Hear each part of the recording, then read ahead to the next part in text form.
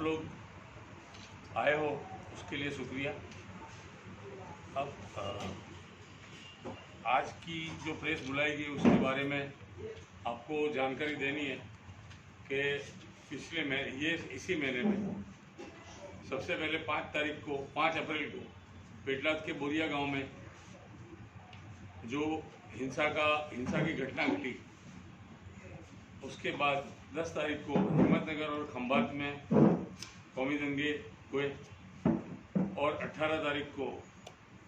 बड़ौदा में हुआ। अब हम लोग 5 तारीख बोरिया गांव पे आते हैं, जिसमें पूरी मस्जिद में जितने लोग तरावी पढ़ रहे थे उनको पुलिस ने पुलिस स्टेशन पे ले लिया और जो डीजे के साथ वरघोड़ा निकला था उसकी मंजूरी भी नहीं ली गई थी और पुलिस ने मेजॉरिटी कम्युनिटी के लोगों पे कोई केस नहीं किया है और किसी की धरपकड़ नहीं हुई है। बाद में जब कंप्लेंट करने गए तब खाली 188 में उनको बुला के वहीं पे पर्सनल बॉन्ड पे छोड़ दिया गया। हिम्मतनगर और खंभात के मामले में हिम्मतनगर में भी 2 बार शोभा यात्रा निकाली गई। रामनवमी के दिन शोभा यात्रा कोई भी एक बार निकलती है, लेकिन अगर बराबर हिंसा नहीं तो दूसरी बार भी निकाली गई और उसमें सिविल हॉस्पिटल में एक फरीद करके आया था, उसको भी इंजरी ज़्यादा हुई थी, उसको हेमरेज था, ब्रेन हेमरेज जैसा कुछ उसको इंजरी थी। और कई लोगों के यहाँ पे खंभात में दुकानें जला दी गई है और डिमोलिश किया गया, ये सब हुआ है और बड़ौदा में कुछ हिंसा की घटना हुई है। तो अभी ये सब इन सबको देखते हुए, जबकि कानून व्यवस्था की जिम्मेदारी स्टेट गवर्नमेंट की है और स्टेट गवर्नमेंट ये जिम्मेदारी को निभाने में टोटली नाकाम रही है, ऐसा ये 4 इंसिडेंट के साथ हम लोग कह सकते हैं कि एक पक्षी और वन साइडेड और टेंटेड इन्वेस्टिगेशन पुलिस कर रही है और मुस्लिमों को सिर्फ एक जनरल एक्सक्यूज है कि मस्जिद में पत्थर मारे थे। ये बात है नहीं, क्योंकि पुलिस कोई भी शोभा यात्रा का, रैली का रिकॉर्डिंग करती नहीं ताकि उसको पता चले कि भाई किसने क्या किया है, और सिर्फ मुसलमानों को एक्सप्लॉइट करने के लिए, विक्टिम बनाने के लिए ये सब कामगिरी होती है। और आने वाले 3 तारीख को जो परशुराम जयंती का दिन है और ओकेजनली और प्रिफरेबली उस दिन रमजान ईद का भी त्यौहार होगा और ये जो और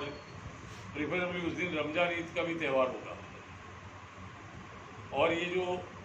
परशुराम जयंती जो मनाई जाएगी पूरे गुजरात के अलग अलग तहसीलों में, ज़िले में मनाई जाएगी, शोभा यात्रा निकलेगी। जहाँ तक अहमदाबाद का सवाल है, अहमदाबाद में ये यात्रा भोपाल से निकल के शिवरंजनी, वासणा, चंद्रनगर, दाणीमड़ा, सालम होते हुए मणिनगर को जाएगी। तो ये जो रूट है काफ़ी लंबा रूट है। रमजान ईद के कारण से लोगों का ट्रांसपोर्टेशन होगा ज़्यादा और रैली, ये शोभा यात्रा होने से ट्रैफिक के भी इश्यू खड़े होंगे और दाणीमड़ा और सालम सेंसिटिव एरिया,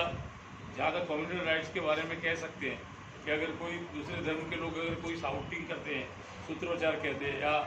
नफरती स्पीच देते हैं तो ये मामले बिगड़ सकते हैं। तो इसके लिए हमने कल डीजीपी से मुलाकात की थी और डीजीपी को हमने हमारा आवेदन भी दिया है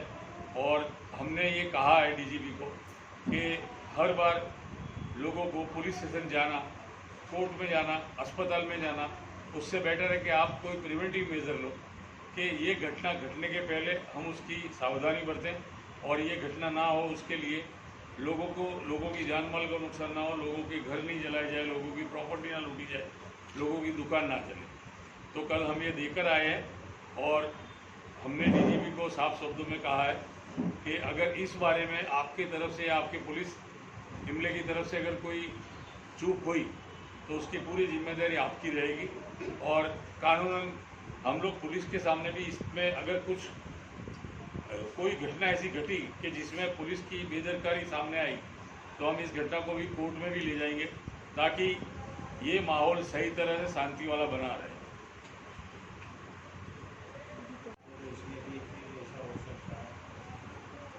अभी ऐसा है, मोडस ऑपरेंडी अभी के टाइम की ऐसी है और रूलिंग डिस्पेंसेशन जो है बीजेपी का, जो 27 साल से राज्य में शासन है, उन्होंने ज़्यादातर उनकी वोट बैंक को कवर करने के लिए और बढ़ाने के लिए कम्युनल स्टेटमेंट का सहारा लिया है। और अभी गुजरात के कई छोटे छोटे कस्बों में जो हिंसा के मामले हो रहे हैं, कौमी हुल्लड़ जो हो रहे हैं, उसका ही रिफ्लेक्शन इसमें आने वाला है। और हम तो चाहते ना हो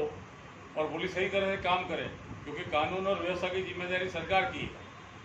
तो आईबी का रिपोर्ट उसको सीरियसली गवर्नमेंट को लेना चाहिए, डीजीपी को लेना चाहिए और पूरे बंदोबस्त करने चाहिए। आवाम को क्या संदेशा देना चाहेंगे? दोनों त्यौहार साथ में है जो आवाम को ये संदेशा देना है कि हम लोग शांति बनाए रखें और जिनके पास जो भी साधन है कि कोई भी घटना कहीं भी घटी तो उनको उनके मोबाइल फ़ोन में, अभी सबके हाथ में 5 में से 3 लोगों के हाथ में मोबाइल फ़ोन है कैमरे वाला, तो वो लोग हिंसा फैलाए नहीं, अफवाह फैलाए नहीं, और हो सके ऐसी कोई घटना का रिकॉर्डिंग अगर कर सके, अगर वो ऐसी जगह पे है कि कर सकते हैं, करें और शांति बनाए रखें। और ये सब जो प्रोवोकेटिव जो स्पीचेस होती है, उसके लिए जो सूत्रोच्चार होते हैं, उन पर ध्यान ना दें। आपके पूर्व साथी है शमशाद खान प्रसाद, उसने ऐसा आरोप लगाया है कि बीजेपी और एमआईएम की साठगांठ है, दोनों साथ ही चलते हैं। पहली बात तो मैं आपको ये बता दूं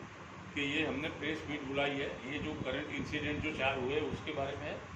और आने वाले परशुराम जयंती के बारे में है। वो जो मामला है वो पॉलिटिकल पार्टी के इंटरनल स्ट्रक्चर का है, उसको उस लेवल पे जवाब देंगे। तरीके से अपराध हो सकते हैं और अभी भी परशुराम जयंती पर आयोजित रिपोर्ट करी कि कुछ छुट्टक मुट्टक बनाव बन सकते हैं, क्या कहेंगे? देखिए, तहसील पूनावाला का सुप्रीम कोर्ट का जजमेंट है 2018 का,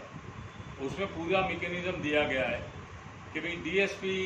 से नीचे का लेवल ना हो, वो अधिकारी को टास्क फोर्स बनानी है, आईबी की रिपोर्ट का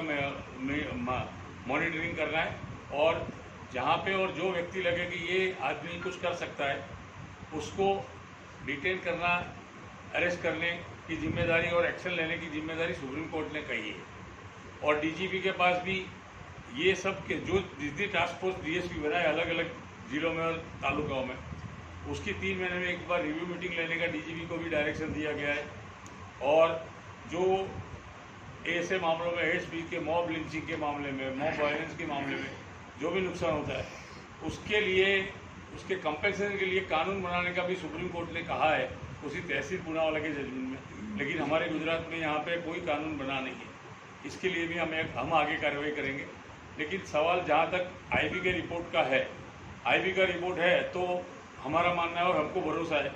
कि हमने कल मुलाकात की डीजीपी ऑफिस में और इसके लिए पूरे बंदोबस्त होंगे। हमने ये रिक्वेस्ट भी किया है कि भाई पूरा पुलिस बंदोबस्त हो और वहाँ जो सेंसिटिव एरिया है उसमें ज़्यादा पुलिस हो, ताकि ये सब माहौल बिगड़े नहीं।